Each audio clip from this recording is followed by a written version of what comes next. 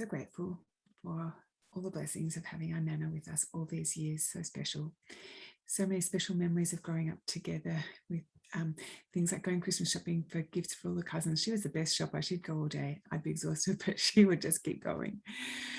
We were able, Tony and I share our wedding anniversary with Nana and Papa, and to be able to celebrate that together with so many great memories every year, really special. We lots of fun always. Nana's into everything, smiling always, part of all the action, loves baby Annabelle, loves baby Caleb, and enjoyed watching them grow up. So interested in everything they do, looking at their photos, really always amazed and impressed. And we were able to share with Nana all the things that made her so special when, on her 95th birthday, we could all share the special things that we love about Nana. So we will miss her. With all the family celebrations, those special times together, so grateful. And that she was always grateful for a phone call or a visit. She just was, even final visit in to see her in hospital. She was so appreciative that we'd come. We love you, Nana. Thank you. Nana, today we celebrate your 99 and a quarter years. One of my treasured childhood memories was our visits to 28 Larbert Avenue to watch Wizard of Oz or the old school movies. As a family, no one's birthday or anniversary was ever missed, and that was a tradition that you'd started that we will continue. Thank you for sharing your beautiful brother and his wife Joyce with us, pictured there in his wetsuit when I had to run up the beach with his leg over my shoulder as we thought they might have run aground on the catamaran. Our trips to Nelson Bay were ever so precious, as was our wedding day. Matt absolutely adored you, and I loved the banter that you shared. Our bond was strengthened further upon the arrival of the great-grandchildren. Chloe, Gemma and Indigo all completely and utterly adored you. They loved coming to visit you at the Connaught, show their tricks, read books, share stories and listen to your stories. She swallowed the seahorse to fetch the thong. I don't know why she swallowed the thong. It's got to be wrong. Sadly, our last Christmas has been shared. I absolutely treasure these photos of you with the girls from last Christmas. A great adult memory of mine has been preparing the Christmas pudding with you, and I'm sad that that has been shared for the last time. Boy, she looks a good brew. It's got to go even. See how it's going diddly diddly do? And that means I've got the thick pound there.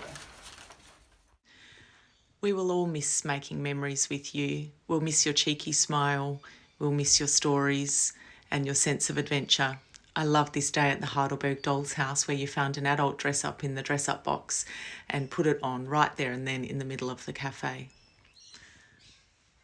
I am blessed to have been able to call you my Nana. Thank you for being the greatest great Nana that our children could ever wish for. We love and miss you. I'm so lucky to have called Letitia Macbeth my Nana and my children's great Nana. I loved her date surprises. She was always immaculately dressed. I loved Christmas presents wrapped in brown paper and red cellophane. I loved the way that Papa made her light up. Beautifully presented dining table for every occasion. I will miss her greatly. Dearest Nana, rest in peace. It's end of an era, that's for sure. I'll always remember our chats. You know, I could never tell if you were joking, you were being cheeky, you were bemused or pretending to be offended, but it always gave me a laugh nonetheless. Sorry you didn't get to see the girlfriend that stuck around. I know you always wanted to, but having reached a momentous age of 99, I think that one's on me.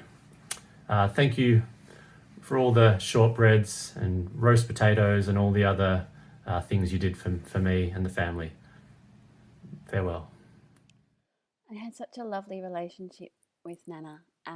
She was always there and involved and really interested in what we were doing with our lives. She loved us all so much and we loved her equally. And it was always beautiful visiting her and with my girls as well, coming to the Connaught and seeing her, and how she'd brag to the other residents and her friends there about her family and how gorgeous the girls were. I think what I'll miss most is her pats on the cheek and hello love, bye bye love. Hi, this is Camille. When thinking of memories involving Nana, it's hard not to talk about food, as that seemed to be a big part of her love language. When I was a kid, I'd go over to Larbert for lunch, and Nana made me sandwiches with peanut butter, honey, and butter, which to my kid brain and stomach, this was a big deal, evidenced by the fact that I still remember it.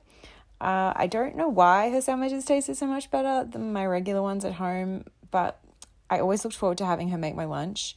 I'm sure other people have mentioned her memorable roast potatoes already. I imagine they were like quintuple fried in lard or something equally artery clogging and magical, but they will forever stay in my stomach's memory as best potatoes of all time. Equally memorable, though certainly for the wrong reasons, was the birthday cake she made that looked so delicious, but when we were given slices and tucked in, discovered it tasted like paint stripper or something from Papa's tool shed. It had definitely absorbed the wrong kind of flavors and it was inedible, but it gave us a good laugh at the time. I really appreciate having been the recipient of most of her wardrobe over the years and looked much more fashionable in my 20s than would have been possible with my bank balance. Every pair of pants and skirt obviously had a matching belt, which according to her would be sacrilegious not to wear together.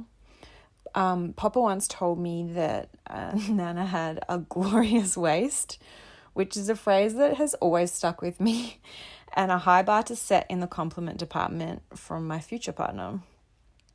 I'm grateful for Nana's creativity and her gift for craft. She made everyday usable objects really beautiful, like all the coat hanger covers, and the integration of thoughtful creativity into like everyday spaces and objects is definitely a passion of mine. So I imagine I must have inherited at least some of that from her. That's all from me. Thank you.